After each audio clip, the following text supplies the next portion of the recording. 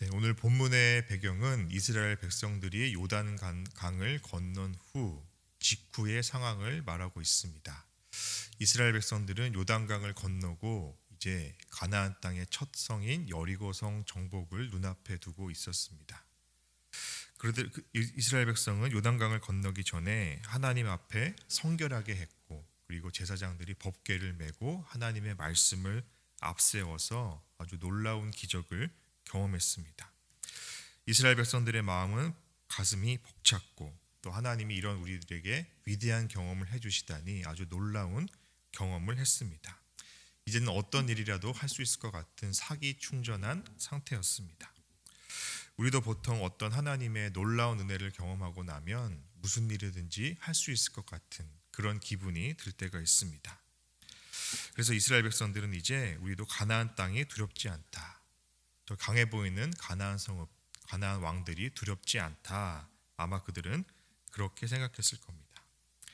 반면에 가나안 땅에 살고 있는 백성들, 그 왕들은 어떤 생각을 갖고 있었을까? 우리 1절 말씀을 함께 읽겠습니다. 요단 서쪽의 아모리 사람의 모든 왕들과 해변의 가나안 사람의 모든 왕들이 여호와께서 요단물을 이스라엘 자손들 앞에서 말리시고 우리를 건너게 하셨음을 듣고 마음이 녹았고 이스라엘 자손들 때문에 정신을 잃었더라. 아멘. 가나안 땅에 있는 모든 왕들과 백성들을 보니까 정신을 잃었더라, 정신줄을 놓았습니다. 이렇게 두렵고 정신이 없는 상태에서 이스라엘 백성들이 이제 가서 가나안 땅을 정복하기만 하면 됩니다. 그런데 하나님이 갑자기 엉뚱한 명령을 하십니다. 우리 2절 말씀을 같이 읽습니다.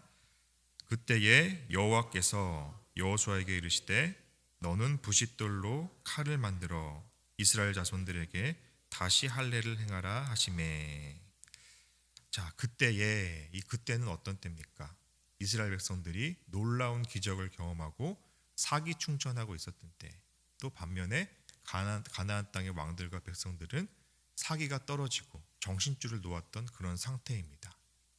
딱 전쟁하기 좋은 시기인데 하나님께서 엉뚱한 명령을 하십니다. 바로 할례 명령입니다. 사실 할례는 하나님과 이스라엘 백성들의 언약입니다. 누구나 맺어야 되는 약속입니다. 이 할례를 행해야 내가 하나님의 약속의 백성이 됐다는 증거가, 징표가 된다는 겁니다. 그런데 문제는 이 할례의 장소와 시기의 문제라는 겁니다. 이들은 출애굽 2세대입니다. 광야에서 태어난 세대입니다. 그래서 아직까지 할례를 받지 못했습니다. 광야에서 할례를 받지 못하는 환경이었기 때문입니다. 당시 의학이 발달되지 않기 때문에 할례를 행하고 나면 일주일 이상은 그냥 꼼짝없이 누워 있어야만 하는 상황이었습니다. 그런데 이제 갑자기 가장 강한 성인 여리고성을 앞에 두고 여리고성을 정복해야 되는데 바로 그 직전에 가장 가까운 땅에서 할례를 행하라 명령하시는 겁니다. 그래서 할례를 받고 그냥 누워 있다면 바로 앞에 있는 여리고성의 군대가 가만히 있겠습니까? 정보력을 동원해서 다 그 정보를 듣고 바로 이스라엘 백성들을 공격하러 왔겠죠. 그래서 지금 할례를 받고 누워 있을 때가 아닌 겁니다. 그런데 하나님이 할례를 받아라 명령하신 겁니다. 이렇게 비합리적인 명령을 하셨던 겁니다. 오늘 이 시대에도 우리가 이스라엘 백성들에게, 하나님이 이스라엘 백성들에게 비합리적인 명령을 하셨던 것처럼 하나님이 우리에게도 이런 비합리적 명령, 이해되지 않는 명령을 하실 때가 있습니다. 예를 들면 어떤 분이 사업이 너무 잘 됩니다. 돈을 너무 잘 버시는 겁니다. 하나님이 축복을 주셔서 돈이 너무 잘 벌리고 흥황을 합니다. 시간이 없습니다. 그래서 물 들어올 때 노를 져야 한다라는 마음으로 열심히 잠도 자지 않고 돈을 법니다. 그런데 여러 주변의 사람들이 그의 마음속에 성령께서 음성을 들려줍니다. 지금 이때일수록 더욱더 주의 성수를 해야 된다. 성경 공부를 해야 된다. 작은 봉사라도 해야 된다. 그러면 그 말을 들은 사람은 어떻습니까? 아닙니다. 지금은 때가 아닙니다. 지금은 내가 돈을 벌 수 있을 때니까 열심히 벌어야 됩니다. 나중에 내가 돈을 다 벌고 나서 그때 시간이 좀 나면, 내가 건강이 좀 약해지고 돈을 벌지 못할 때가 오면 그때 내가 하나님을 더 열심히 섬기겠습니다 라면서 흘려버립니다. 또 다른 부류의 사람도 있습니다.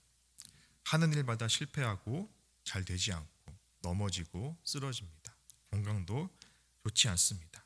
그런데 사람들이 얘기하죠. 구역 예배도 드리고 우리 모임도 좀 나오고 주일에 예배도 함께 드리자. 성경 공부도 해보자. 그때 그분은 또 이렇게 대답합니다. 지금은 때가 아닙니다. 지금은 제 처지를, 제 꼴을 한번 보십시오. 제가 지금 봉사하게 생겼습니까?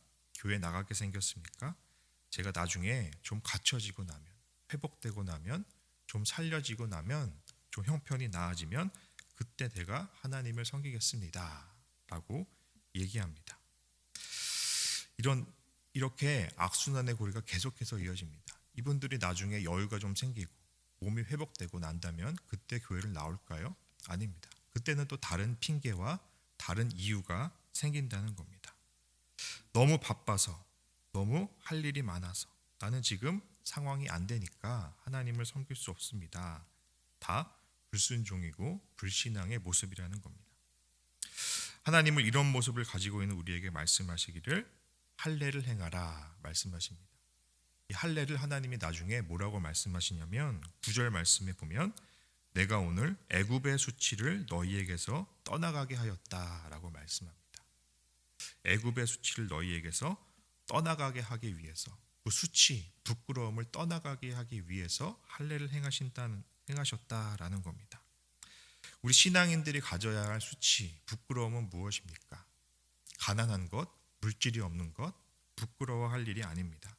건강이 상한 것, 부끄러워할 일이 아닙니다. 높은 자리에 있다가 명예를 잃은 것, 부끄러워할 일이 아닙니다. 정말 부끄러워야 될 것은 내가 하나님이 명령하셨는데, 하나님이 말씀하셨는데 그 하나님의 때를 분별하지 못하고 나의 때, 나의 시기, 나의 생각만 고집하는 것, 그것이 우리가 가져야 할 부끄러움이라는 겁니다. 하나님, 나에게 명령하신 그 말씀은 지금 비합리적입니다. 말도 되지 않습니다. 나는 여기에 순종하지 못합니다 하면서 내 주장을 내세우는 것, 그것이 바로 부끄러움이라는 겁니다. 우리가 신앙생활을 오랫동안 하는데 아직까지 하나님 앞에 우리는 내 시간표, 나의 때를 고집하고 있지는 않습니까? 지금 이런 내 형편과 내 처지가 이런데 하나님, 나는 할 수 없습니다. 하나님, 아무리 나에게 할례 명령을 내려보십시오. 그렇게 말도 안 되는 명령을 말씀을 해보십시오. 나는 할 수 없습니다. 그렇게 우리는 하나님의 말씀을 거부하고 있지는 않습니까? 신앙생활을 오래 했는데 우리는 아직까지 옛 습관을 포기하지 않고 옛날 성질을 그대로 갖고 있지는 않습니까? 이것이 바로 하나님께서 정리하고 잘라버리라고 하는 애굽의 수치라는 겁니다. 이스라엘 백성들이 430년 동안 종살이하면서 애굽에서 가졌던 그 노예의 근성, 노예의 그 방식, 너희들은 그렇게 살아서는 여기 가나안 땅에 들어올 수 없다. 그래서 하나님께서 이제 가나안 땅에 들어가기 직전에 마지막으로 할례를 명령하고 계십니다. 우리는 어떤 수치가 있습니까? 하나님께서 이제 마지막 가나안 땅, 새로운 땅에 들어가기 직전에 어떤 수치를 정리하라고 말씀하고 있습니까? 이스라엘 백성들은 이 하나님의 명령 앞에 순종하지 않을 수 없었습니다. 우리 3절 말씀을 함께 읽겠습니다. 여호수아가 부싯돌로 칼을 만들어 할례산에서 이스라엘 자손들에게 할례를 행하니라. 아멘. 네, 2절에서 말씀하시고 3절에서 이제 할례를 행하는데요. 이 2절과 3절은 바로 이렇게 이어지지만 그 사이에는 아주 많은 시간과 고민이 있었을 걸로 생각됩니다. 여호수아가 명령을 받고 이스라엘 백성들에게 또 리더십들과 소통하면서 이 할례를 행해야 되느냐, 말아야 되느냐, 또 많은 토론과 그런 시간이 또 번민이 지났을 거라고 생각합니다. 그런데 그들은 결국 할례 명령에 순종하게 됩니다. 그러나 그들 마음에 하나님을 100% 신뢰하고 할례를 받았을까?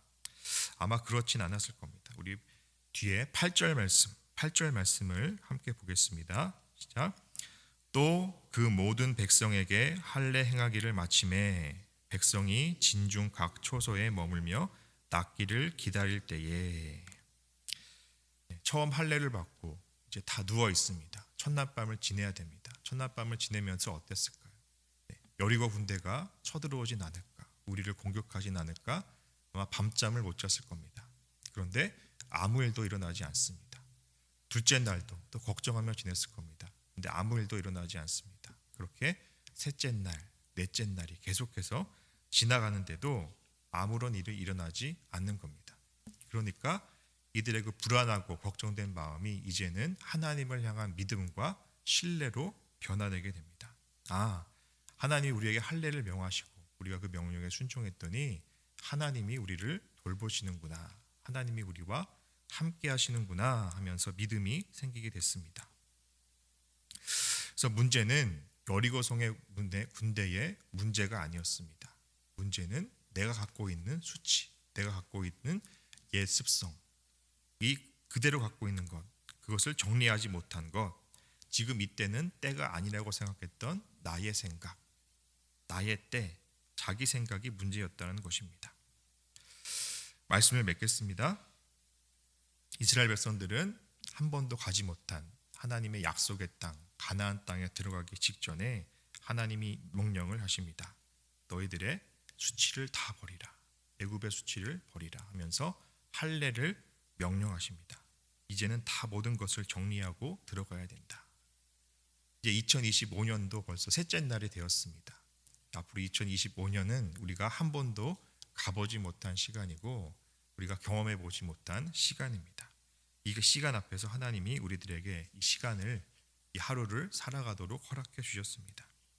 우리가 이 시간이 하나님의 뜻 안에 있는 시간, 의미 있는 시간이 되기 위해서는 우리는 과거에 내가 갖고 있던 애굽의 수치를 모두 정리해야 됩니다. 하나님이 이스라엘 백성들에게 명령하시고 이스라엘 백성들이 순종했습니다. 그리고 9절에 이렇게 말씀합니다. 우리 9절 말씀 함께 읽습니다. 여호와께서 여호수아에게 이르시되 내가 오늘 애굽의 수치를 너희에게서 떠나가게 하였다 하셨으므로 그곳 이름을 오늘까지 길갈이라 하느니라. 하나님은 이스라엘 백성들의 순종에 대해서 기뻐하셨습니다. 그리고 애굽의 수치를 너희에게서 떠나가게 하셨다. 그리고 그곳 이름을 길갈이라 이렇게 명령하셨습니다. 이 길갈의 뜻은 굴러간다라는 뜻입니다. 굴러간다. 너희들이 갖고 있던 애굽의 수치를 내가 다 굴러버렸다, 없애버렸다라는 뜻이 담겨 있습니다. 이제 하나님께서 가나안 땅에 이스라엘 백성들을 허락하십니다. 두 팔 벌려 환영하십니다. 우리도 앞으로 펼쳐질 가나안 땅에 들어가고 가나안 땅에 살기 위해서 우리가 그 승리를 원한다면 우리의 시간표를 버리고 또 하나님께서 때로는 비합리적인 요구, 비합리적인 명령을 하실 때 나의 생각, 나의 때, 나의 시간표를 버리고 하나님의 뜻에, 하나님의 말씀에 맞춰가시기를 바랍니다. 그렇게 하지 못한 것이 나의 수치이고 부끄러움인 것을 깨닫고 내가 절대 순종할 수 없을 것 같다고 생각했던 그때 순종하며 나아갈 때, 할례 명령에 순종하며 엎드리고 나아갈 때 우리는 하나님의 말씀에 순종하게 되고 깨끗하게 되고 정결하게 될 것입니다. 하나님 앞에 순종하며 나아가는 그렇게 새해를 맞이하는 저와 여러분 되기 바랍니다. 기도하겠습니다.